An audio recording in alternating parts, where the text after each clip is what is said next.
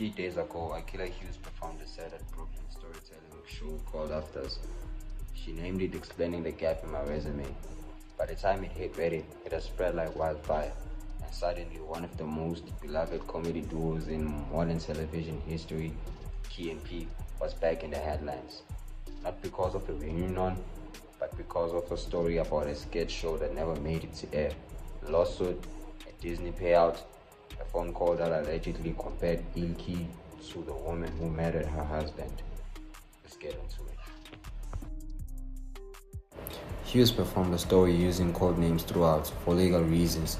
She called two comedians, Locke and Banana. She called the studio Vermin, describing it as a company whose main character is a rodent you'd hate in your house but love at a theme park. The audience figured it out immediately. Locke and Banana are Key and Peele. Vermin is Disney. Here's the story she told. Around 2020, Hughes was trying to get her own sketch show off the ground. She was advised to connect with the less successful half of a comedy duo that was popular in 2010s. That was Locke, Keegan-Michael, Key. He came on board as a producer and the show started gaining momentum. Offers were coming in, things were looking good. Then Key hosted Saturday Night Live, which he actually did in 2021. Hughes says they had an agreement. He was supposed to mention their show during the closing credits. Instead, he used that moment to thank his wife, and shortly after that, his wife, Elle Key, was added as an executive producer on the Hughes show. That's where things started to fall apart. Hughes says her agent called to ask if she had heard how people felt about Locke's wife. Hughes' response was, and I'm paraphrasing, that she hadn't really thought about it. I don't think people like her very much. Hughes said, yeah, that's what I'm hearing. Her agent replied. But they both agreed to move forward anyway because the project was strong and Hughes and Key were both well liked. They eventually secured a deal with Disney. That should have been the finish line. It wasn't. Now let's be clear. Chelsea Peretti has not publicly confirmed or denied any of these. These are Hughes' allegations. But the detail about Peretti's sobriety lines up with what is publicly known about her. And that specificity is exactly why people online notice. Got the opportunity. A few of my friends who work for different television shows came to me and they said, do you want to make a sketch comedy show, your star vehicle, where, it'll be you and you'll be writing about, the media and misinformation, but like through the lens of sketch comedy? And I was like, yes, but I need someone to help usher me in. And so one of those friends said, hey, I've got a great person to give you this opportunity. He is, and I don't think this is too shady, I think it's true, the less successful half of a comedy duo that was prolific in the 2010s. Perhaps, I think their code names could be Locke and Banana. And Locke is gonna use his name to carry you to the forefront of pop culture. And so we came up with a pitch.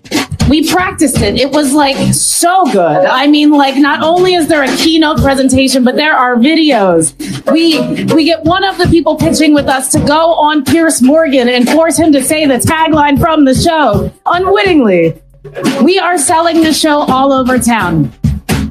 And we get a few offers, which is a feeling that is unlike any other, where you're we are wanted. I'm already hearing some things that don't really seem right, but okay.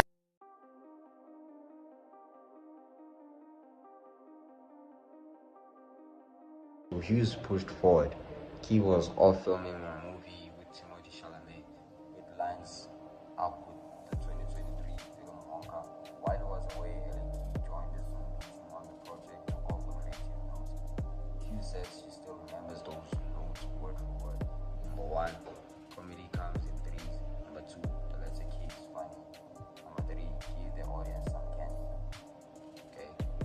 When those notes were enthusiastically received, fair enough, things escalated fast. Elle Key threatened to sue. That was enough to halt production entirely. Disney ultimately laid out Key and his wife to exit the project. But here's the catch.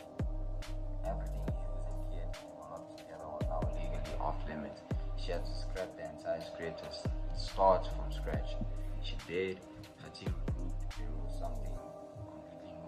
And then the 2023 WGA writers' strike shut down the entire entertainment industry. And then Bob Iger, having returned as CEO of Disney, the network pulled the plug on the show altogether. A great person to give you this opportunity. He is, and I don't think this is too shady. I think it's true. The less successful half of a comedy duo that was prolific in the 2010s.